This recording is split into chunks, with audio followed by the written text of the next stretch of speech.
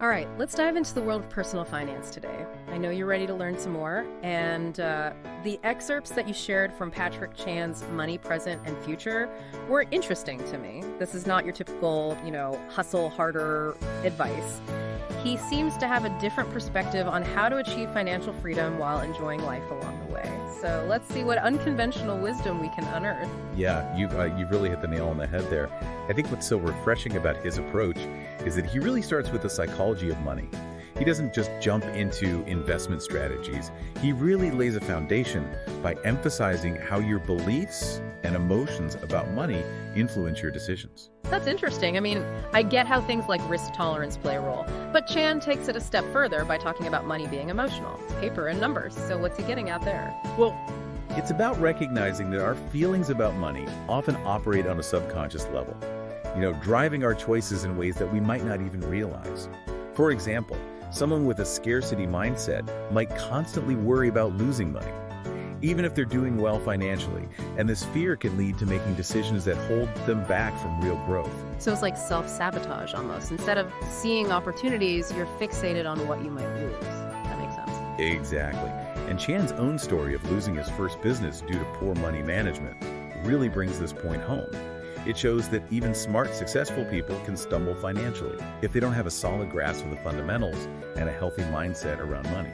Okay, I see how that foundation is important, but how do we shift from that fear-based thinking to a more abundant mindset? Well, Chan uses a powerful analogy of money constantly flowing like a river. Instead of trying to create money out of thin air, it's about understanding how to divert that flow towards yourself.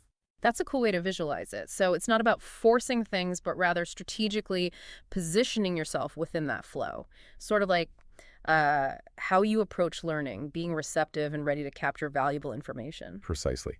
And that brings us to Chan's three-bucket system, which I think you'll find quite intriguing. It's a simple yet effective framework for allocating your income, ensuring you're covering your bases. Yeah.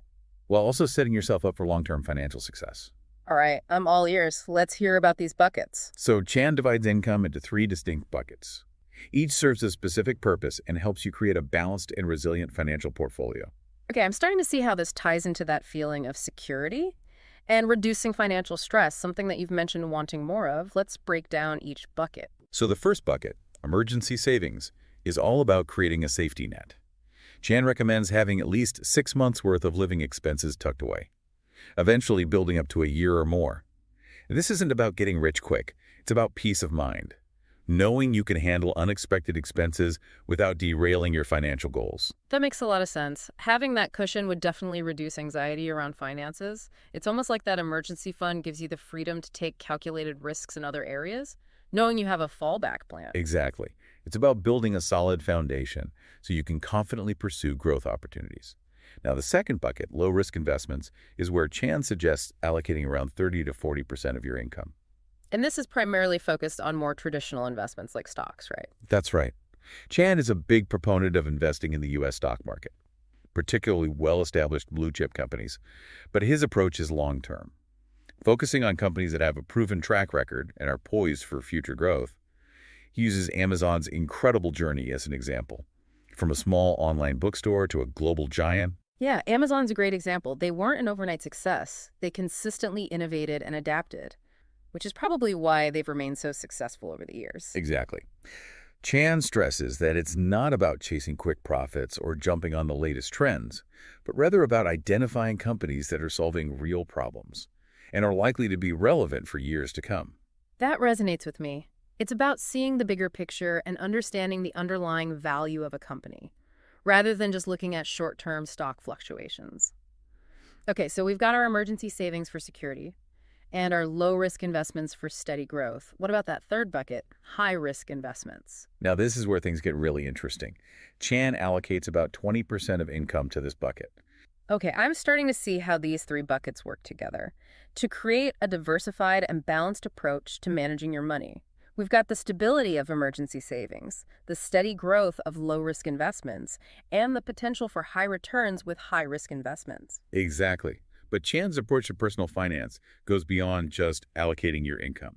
He also emphasizes the importance of spending wisely and enjoying the fruits of your labor. So it's not about hoarding money or denying yourself the things you enjoy. Not at all. In fact, he believes in spending what you deserve. but only after mastering the basics of financial security. This ties back to that feeling of freedom and fulfillment you mentioned earlier. I like that. It's about having a healthy relationship with money, where you're not constantly stressed about it, but also not afraid to enjoy the rewards of your hard work. Tell me more about how Chan approaches spending. What does he mean by spending what you deserve? He encourages you to think about what truly brings you joy and fulfillment, whether it's travel, experiences, or even splurging on a nice meal once in a while. Mm-hmm. He believes that these things are important for a well-rounded life and shouldn't be seen as frivolous or wasteful. Okay, so it's not about deprivation, but about making conscious choices and prioritizing the things that truly matter to you. He even uses personal examples, right? Sharing how he enjoys things like his weekend home and traveling to connect with people from different cultures. He does. And he's careful to emphasize that this lifestyle isn't about showing off or being extravagant, but rather about creating a life that feels rich and fulfilling on a personal level. That's really inspiring. It shows that financial freedom isn't just about having a lot of money. It's about having the freedom to spend your time and resources in a way that aligns with your values and brings you happiness. Exactly.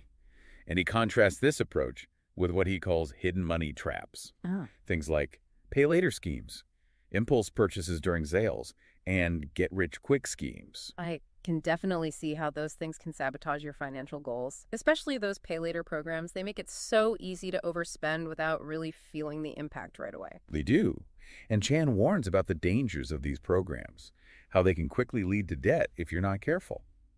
He encourages being mindful of your spending habits and recognizing the tactics marketers use to tempt you into buying things you don't really need. It's like those tempting sales. Sometimes I buy things just because they're on sale, even if I don't really need them. I can see how that mindset can be detrimental in the long run. He uses a great analogy to illustrate this: a closet full of clothes you never wear, bought simply because they were a good deal.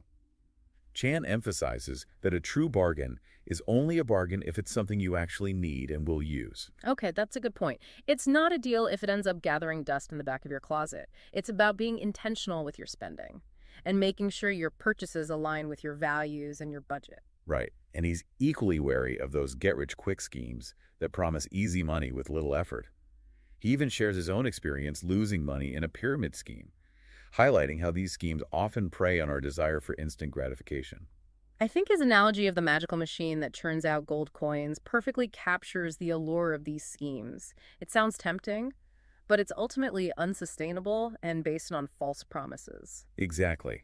Chan encourages skepticism and critical thinking when it comes to any financial opportunity, especially those that sound too good to be true.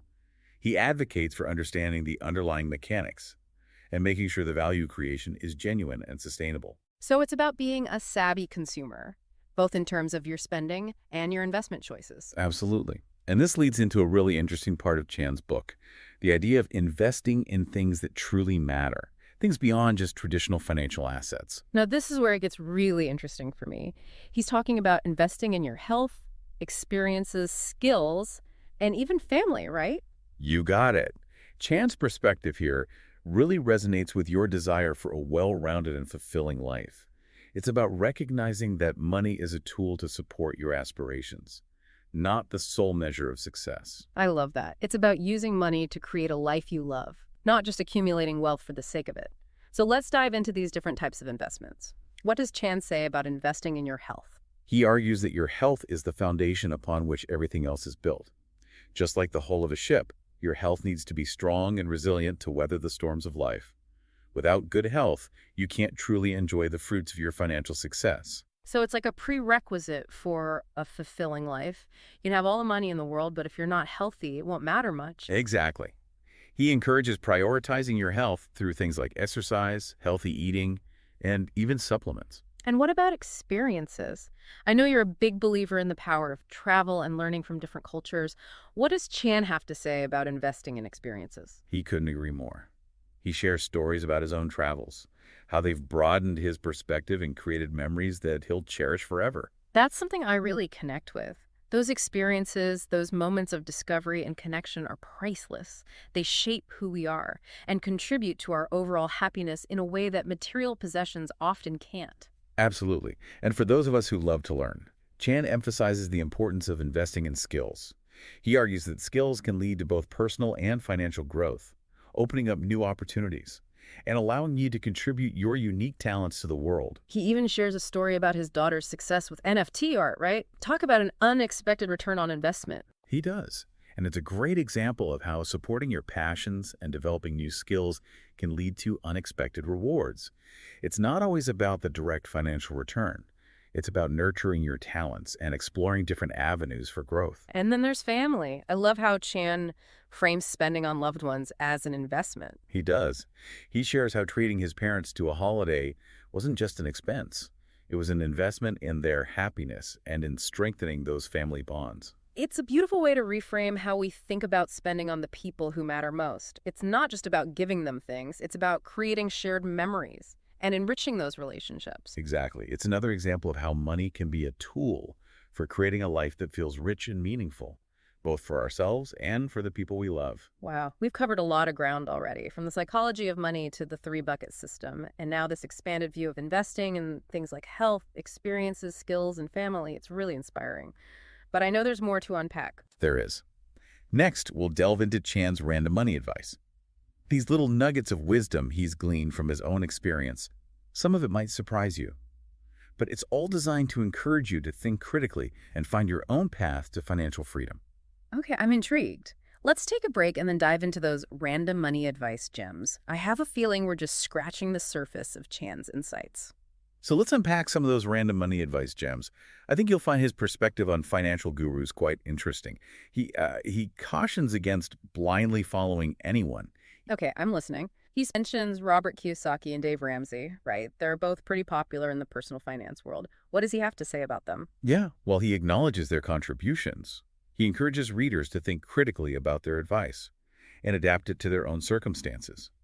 For example, he questions Kiyosaki's emphasis on good debt and points out the lack of transparency regarding Kiyosaki's own financial success with that strategy. So it's not about dismissing their ideas entirely, but rather understanding the nuances and potential pitfalls of any single approach. That makes sense. He also mentions Dave Ramsey, who's known for his focus on debt elimination and frugal living. What's Chan's take on that? Well, he appreciates Ramsey's emphasis on getting out of debt and building a solid financial foundation, but he wonders if excessive thrift, especially during our younger years, might come at the cost of valuable experiences and opportunities.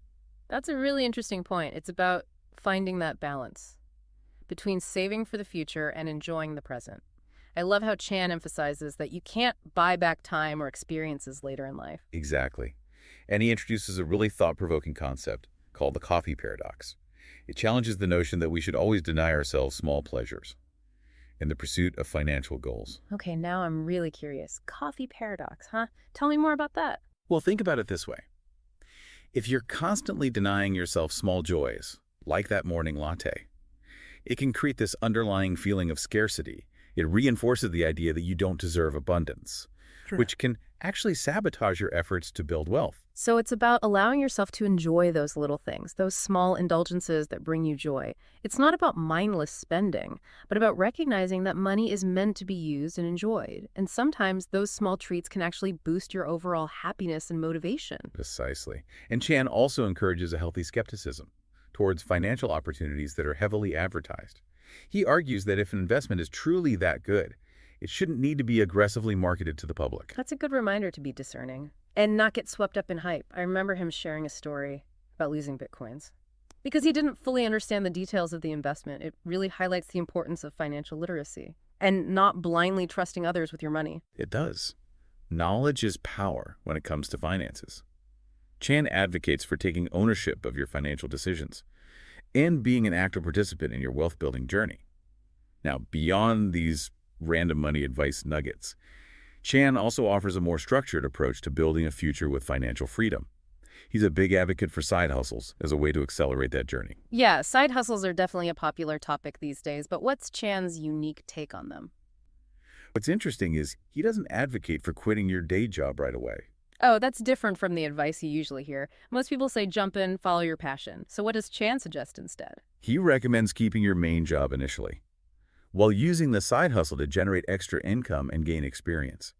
It's about building a financial cushion and testing the waters before making a complete leap into entrepreneurship. That's a much more practical and less risky approach. It takes the pressure off.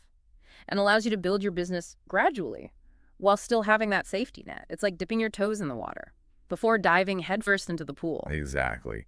And he outlines 5 different online business models that you can explore, encouraging you to choose one that aligns with your skills and interests. 5 different models. I'm curious, what are they? He suggests e-commerce, selling services, bridging offline businesses to the online world, content creation and monetization through ads, and creating your own digital products. Wow, that's quite a range. There's definitely something there for everyone, no matter their skills or interests. But how do you choose the right model for you? Well, Chan provides specific examples and actionable steps for each model. For instance, if you're interested in e-commerce, he walks you through finding a product, testing it through affiliate marketing, private labeling, identifying your niche market, and maximizing your shopping cart value. And once you've got your side hustle up and running and generating consistent income, Chan suggests scaling up by building a team. But he has a very specific model for doing this. That I find fascinating. Operation 0 employees. It's an unconventional approach, for sure. He emphasizes that this model is for those who prioritize freedom and flexibility, who want to create a business that doesn't tie them to a 9-to-5 grind or a traditional office environment. Okay. How do you build a team without hiring employees in the traditional sense? Well, he outlines 4 key roles that are essential for any online business: the mechanic, the artist, the manager, and the entrepreneur. The mechanic handles all the technical aspects, like websites, payment gateways, and ensuring things run smoothly. The artist is the creative force, bringing the brand to life through design, copywriting, and innovative solutions. The manager keeps everything organized and makes sure tasks are completed effectively. And the entrepreneur is the visionary leader, setting the direction and guiding the team. So you've got your tech person, your creative person, your organizational person, and your leader. Now, throughout the book, Chan stresses the importance of starting early, both in terms of investing and building your online business. I can see how getting a head start, even with small steps, can make a big difference over time, especially with the power of compounding. What does Chan say about starting early beyond just investing? Well, he believes that starting early isn't just about putting money away. It's also about gaining experience, making mistakes, learning from them, and developing the resilience and skills that will serve you well throughout your life. He even uses Elon Musk's journey as an example, someone who faced setbacks early on, but had the time and determination to bounce back and achieve incredible success. Yeah, Musk is a great example of someone who wasn't afraid to take risks and learn from his failures. It's a reminder that setbacks are inevitable, but they don't have to define your journey. Okay, we've talked about side hustles and building a team, but I know there's one more area we need to revisit: crypto. You're right. Chan dedicates a whole chapter to Ethereum and other key cryptocurrencies, arguing that they're worth considering for your high-risk investment bucket. Yeah, why is he so bullish on Ethereum specifically? Well, he sees Ethereum as more than just a cryptocurrency. He highlights its potential as a platform for building decentralized applications, emphasizing that its value extends beyond just the price of Ether. Imagine a world where you don't need big banks or middlemen to handle your transactions. That's the kind of potential we're talking about. That's a pretty powerful concept, a more decentralized and democratized financial system. But even with its potential, crypto still feels pretty risky to me. What advice does Chan offer for navigating that risk? Well, he encourages readers to research other cryptocurrencies as well, not just stick with the big names like Bitcoin and Ethereum. He provides a framework for evaluating them, looking at their purpose, the team behind them, their adoption rate, security measures, and the regulatory landscape. So it's about understanding the fundamentals and making informed decisions rather than just chasing hype or trends. It's a reminder that emotional decisions driven by fear or FOMO can often lead to missed opportunities. It's like that saying, time in the market beats timing the market.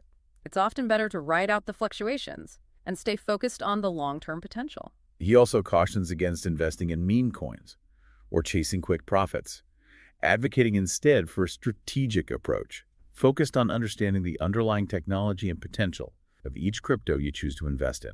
Okay, so it's back to that idea of doing your due diligence and being an informed investor. Precisely.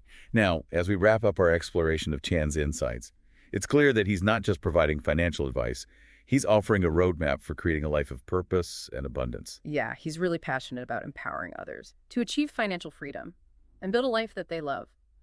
I'm curious, as we move into the final part of our deep dive, what are some of the key takeaways that stand out to you from Chan's book?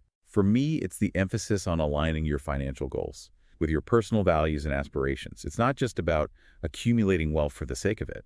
It's about using money as a tool to create a life that feels rich and meaningful, both for yourself and for the people you care about. I love that. It's about using money to fuel your passions, to support your loved ones, and to make a positive impact on the world. Okay, so we've talked about Chan's more unconventional views on money, his three-bucket system, side hustles, even building a team without traditional employees.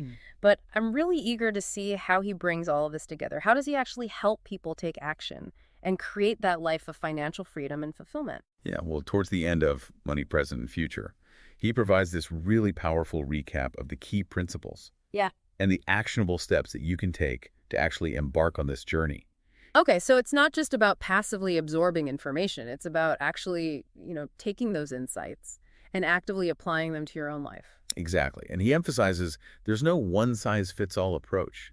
It's about taking what resonates with you, adapting it to your circumstances, and creating a plan that feels authentic and achievable. That makes sense. It's like how you approach learning. You take in a lot of information, but you really focus on what's most relevant and useful for your own goals. He also talks about the importance of tracking your income and expenses, really understanding where your money's going, so you can identify areas where you can save or invest more effectively.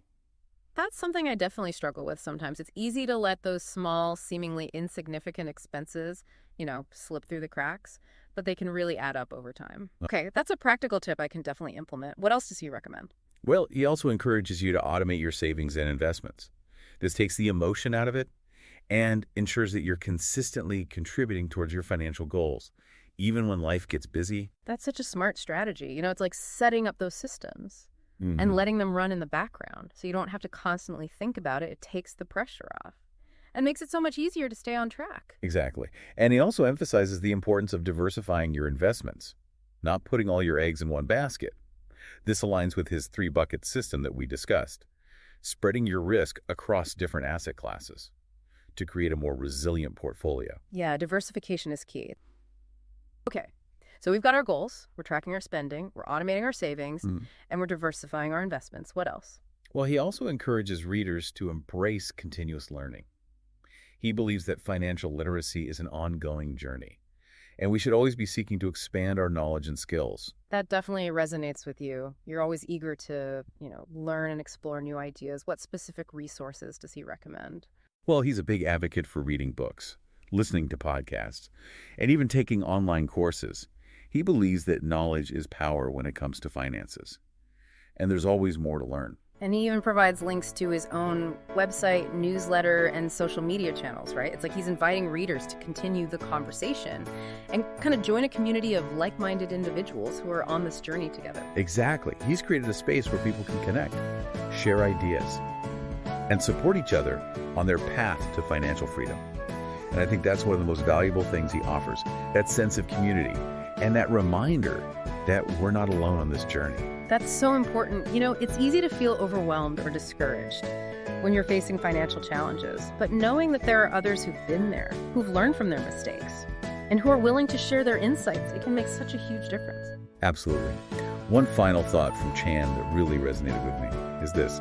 Financial independence isn't just about having a big bank account. It's about having the freedom to make choices that align with your values, to pursue your passions, to spend time with loved ones, and to make a positive impact on the world. I love that. It's not about money itself. It's about what money enables you to do, the experiences you can have, the people you can help, the legacy you can create. It's about living a life that feels rich and meaningful on your own terms. And Chan's book provides a lot of the tools, the practical strategies, the mindset shifts to help you achieve that. Well, it's been such an inspiring exploration of his unconventional wisdom and practical strategies. And if you're feeling inspired to learn more, I encourage you to check out Patric Chan's work directly. Until next time, keep diving deep and keep striving for that life that matters.